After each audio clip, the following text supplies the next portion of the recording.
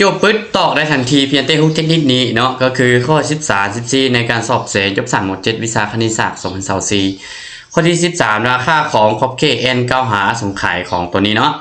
ฉะนั้นถ้าโจออกมาจังสี่และ n เก้าหาสงไขยจังสี่แม่นให้น้องมอมเบิ่งเพียงแต่ตัวที่ใหญ่กว่าหมู่อยู่ถึงเนี่ยตัวที่ใหญ่กว่าหมู่อยู่ลุ่มเนาะก็คือ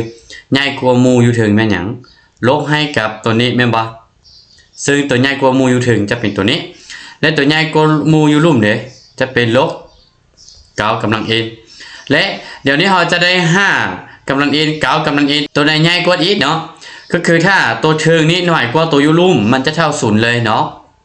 แต่ถ้าตัวเทิงนี้ใหญ่กว่าตัวอยู่ลุ่มจะเท่าสงไขยเด้อคืออาจารย์จะให้มาจังซี่เนาะเป็น a นี่หาร b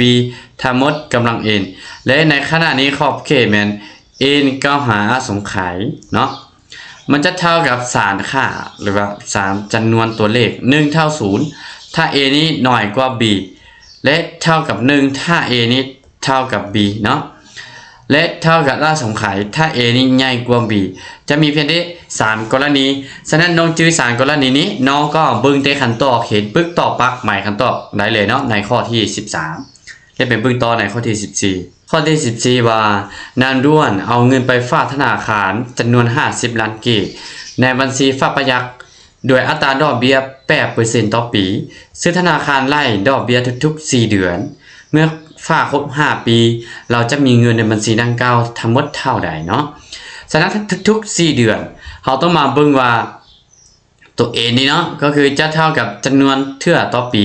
หรือว่าจำนวนครั้งต่อปีเนาะทุกๆ4เดือน1ปีมี12เดือนแม่นบ่ก็เลยเอามาหารให้กับ4เท่ากับ3เนาะแสดงว่าในปีนึงนี้จะไล่อยู่3ครั้งเนาะโอเคแล้วเราก็มีสูตรในการสหาแล้วเนาะก็คือเป็นหยังเป็น a นี้เท่ากับ p คูณให้กับ1บวก i ส่วน n เนาะทั้งหมดกำลัง n และตอนนี้เดี๋ยว p จะเป็น50ล้านกีบเนาะตัวนี้จะหมายถึง n หาได้มาแล้ว n ตัวน้อยเป็นตัวนี้เนาะและตัว i เดี๋ยวเป็นอย่างเป็น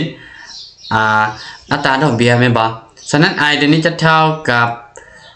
ตัว8ในหารให้กับ100เนาะออกมาเป็น 0.08 เด้อเพราะว่าในตัว 8% จะเป็นตัว r นี่ซื่อๆเนาะเขาต้องหาตัว i มาก่อนแล้วมาแทนใส่เลยน้องตอนนี้จะได้เป็น50แม่นบ่50เนาะ50นี้คูณให้กับ1บวก 0.08 นี่หารให้กับเท่าใด3เนาะ3ทั้งหมดกำลังหยังกำลังเป็น5เนาะมาคูณให้กับ3แสดงว่าได้เป็น50ล้านกีบคูณให้เนาะคูณให้กับ1บวก 0.08 นี่หาร3ทั้งหมดกำลัง12ล้านกีบเนาะโอเคฉะนั้นขั้นตอนที่ถูกต้องในข้อนี้ก็จะเป็นข้อขอไข่ซึ่งน้องๆโอเคน้องๆสำหรับน้องใดที่บ่อยากพลาดเทคนิคดีๆแบบนี้อย่าลืมกดไลค์กดแชร์เนาะและสนใจยัดติวคอร์สโมเจ็ตเหมือนทหารจันที่บุแอก5514 กับ965เด้อทุกคนแล้วเรามาพบกันใหม่ในคลิปต่อไป